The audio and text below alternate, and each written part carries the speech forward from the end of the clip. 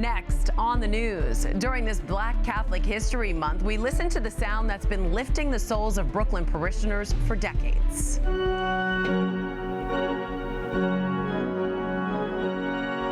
But this historic organ has done much more than that. It's kept this congregation alive. Plus, parishioners connecting with the saints. A Queens parish celebrates All Saints' Day with dozens of sacred relics. Hundreds gathered on All Souls' Day to remember loved ones lost. Then this.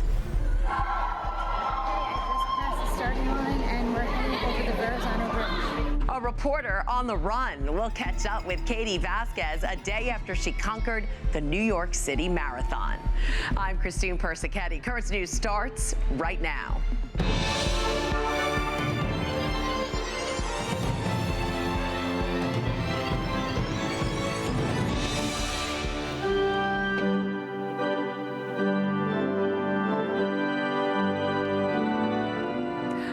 Listening to a piece of Brooklyn history, a sound that has carried generations forward.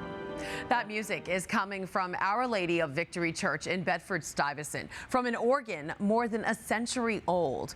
And every Sunday, it continues to fill the pews with praise. It's all thanks to the vision of the parish's first Black pastor. This Black Catholic History Month, Currents News' Katie Vasquez tells us he worked to preserve both the instrument and the community it serves.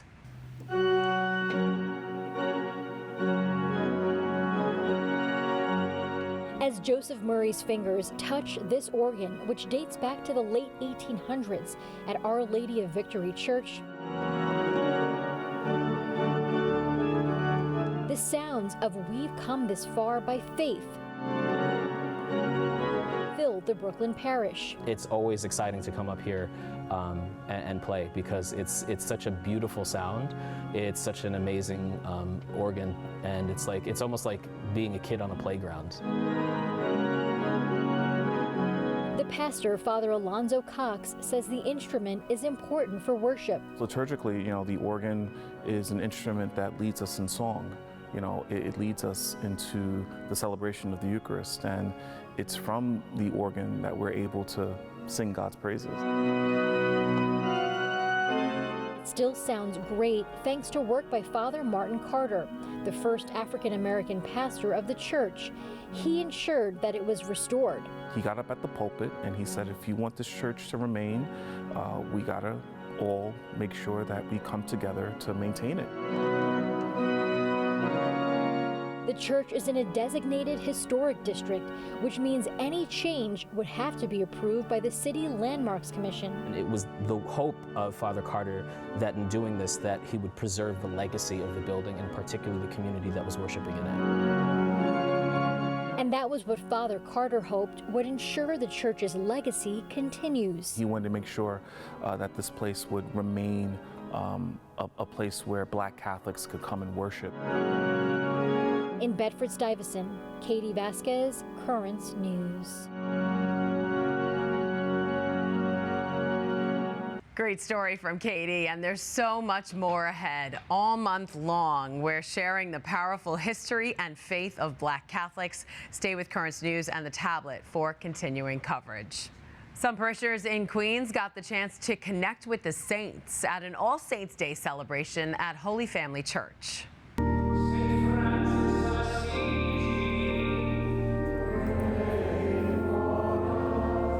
More than 250 relics of saints were brought to the Fresh Meadows Parish by Carmelite priest Father Justin Sinanti, who says he's been collecting first-class relics since he was in high school. During the vigil, parishioners held lit candles in remembrance of the heroes of the church. My first relic I received, I was a junior in high school from Bishop Mestis, who was the auxiliary bishop in New York, and he gave me a relic of St. Anne. And then from going on pilgrimages through high school, college, into my priesthood, for over the years, I always say that we don't find the saints, the saints find us. and they make themselves known to us. This year, the annual All Saints' Day celebration focused on St. Josephine Bakhita, St. Gianna Molla, and St. Therese of Lisieux, along with her parents, the patron saints of marriage. All Saints' Day was also a special day in the Diocese of Brooklyn for another reason. A local seminarian took a major step towards the priesthood. Paul Zwolak, a Middle Village native and parishioner of Our Lady of Hope, was ordained a transitional deacon at St. Joseph's Seminary in Dunwoody. He was one of 4 men ordained by Bishop Robert Brennan on November 1st. Zwolak discerned his vocation back in high school. Now he'll serve at St. Matthias Parish in Ridgewood while finishing up his priestly studies. As a transitional deacon, he can preach, baptize, and officiate at services, a final step before priestly ordination expected this spring. Zwolak celebrated a massive Thanksgiving at St. Francis de Sales in Belle Harbor the next day. On behalf of all of us at Currents News, congratulations, and we can't wait to get to know you better. After All Saints comes All Souls. On November 2nd, nearly 2,000 Catholics gathered at local cemeteries across the Diocese of Brooklyn to honor loved ones who have passed away. Bishop Robert Brennan and other auxiliaries celebrated masses, giving everyone gathered the opportunity for quiet reflection. They also received a prayer card and the miraculous medal. Field masses are a simple act of love for those we miss, yet trust that we will see again. The Trump administration announced Monday that it will partially fund SNAP after 2 federal judges ordered the program to continue during the government shutdown. But some 42 million Americans who rely on food aid are still facing uncertainty. Members of the Trump administration said benefits could be restored as early as Wednesday, but warned of legal and administrative hurdles. The program serves about 1 in 8 Americans. Catholic Charities Brooklyn and Queens has activated an emergency response. The organization is providing food, mental health support, and case management.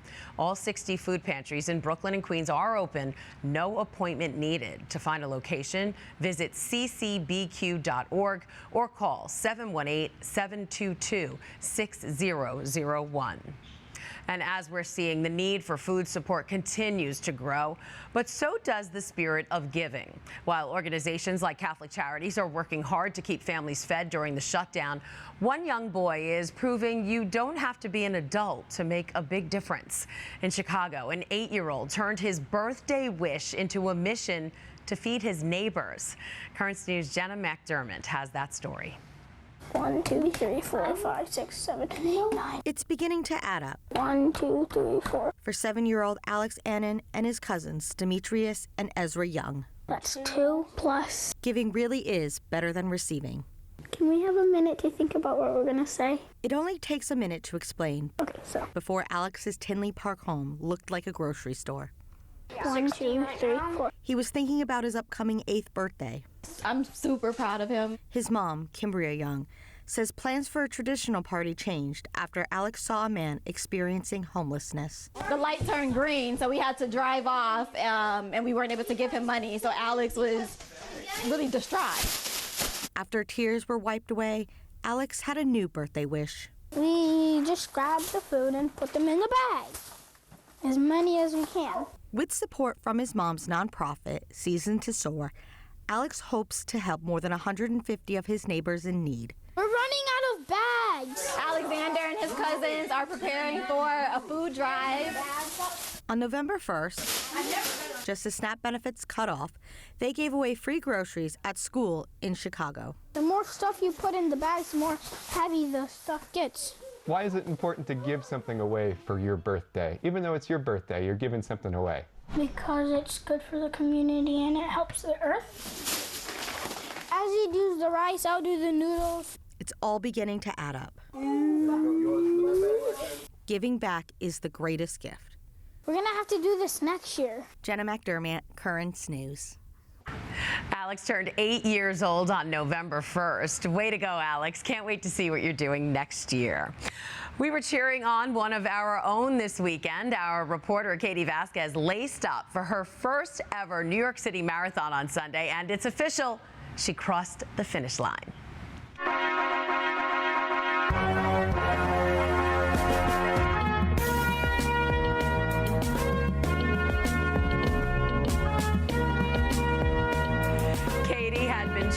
for months, taking on early morning runs, long miles, and plenty of determination.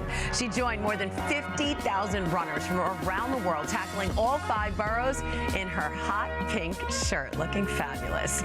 Katie completed the race around 7 p.m. and now she's at home in Valley Stream resting. But she took some time away from icing to join us. Now, Katie, you are a marathoner.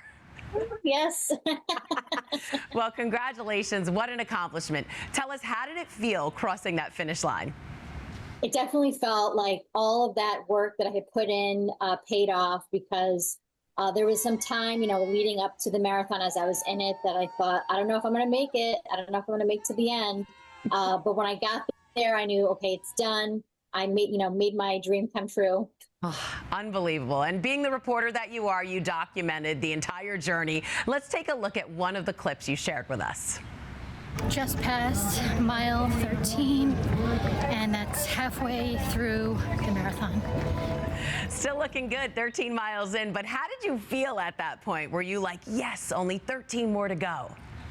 Yeah, I tried not to get in that headspace, because I know that I've learned from trainers that people think, oh, I'm halfway through, but really the big test is coming up when you hit that 20 miles, 22 miles. So I thought, okay, at least it's halfway done, but I really need to dig in now, because I still have another 13.1 miles to go. I can't even imagine it. My niece ran it, and she said she cried a few times during the route. You told me you prayed, and God was definitely on your side, wasn't he? Yeah, I almost would have missed the marathon, because I actually set my alarm wrong the night before, and I set it for PM instead of AM. But luckily, my body just woke up at the time I needed to, so I was able to get to the start on time, and I made it. And then I definitely prayed that I wouldn't have any kind of injuries after this race. All right. Well, God was definitely watching out for you. And I just want to share one more clip at mile 20, where you say some runners hit the wall. Just past about 20, which some runners say it was the tree hit the wall. A few times I thought my legs were going to give out underneath me, but we're still going, and there's only 6 miles left. Only 6 miles. So what borough was that? Was that the Bronx, or were you back in Manhattan? And was that the hardest part of the race for you? So that was the Bronx. That's right after we get over the Willis Avenue Bridge. And I feel like that was difficult in terms of physically, because my legs started to kind of feel that shaky feeling. But I think mentally I was really worn down by about mile 23, because I was so close and I just wanted it to be done. And they kept saying, you're so close. But it just felt like that closeness kept getting farther and farther away until we finally got to the finish line. Yeah, what's that saying? So close and yet so far. All right, last question. Why did you set out to do this? I don't know, years ago when I started, about 15 years ago, I kind of started getting into running, and I kind of set this as my goal, because I thought it would be incredible to run through all 5 boroughs. Normally you can't, walk across the Verrazano Bridge and things like that. So I kind of think of it as my love letter to New York City and kind of celebrating this great city. Wow, what an inspiration. Thank you, Katie. So glad you got to cross this off your bucket list. Thank you. Speaking of milestones, let's watch this.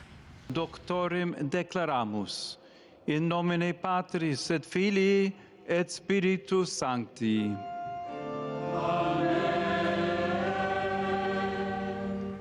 The Vatican also marked a major moment this weekend. St. John Henry Newman is now a doctor of the church. The 19th century theologian and cardinal is the church's 38th doc.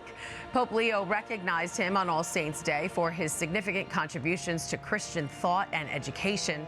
He was also recently named co-patron of education alongside St. Thomas Aquinas. And finally tonight, big news from Barcelona. The iconic Sagrada Familia is now the tallest church in the world. The new Tower of Jesus Christ has pushed the basilica to just over 534 feet tall, surpassing a Lutheran church in Germany. Designed by legendary architect Antoni Gaudi, construction on the Sagrada Familia began back in 1882, and it's still not finished. The tower will eventually reach about 564 feet when it's complete. Can't wait to see that. And before we go, do you have a story idea or want to share a tip? Email us at newstips@desalesmedia.org or call our 24-hour number, 718-517-3122. That is this Currents News Update. I'm Christine Persichetti. Thank you for joining us because we are putting your faith in the news. Hope to see you again next time.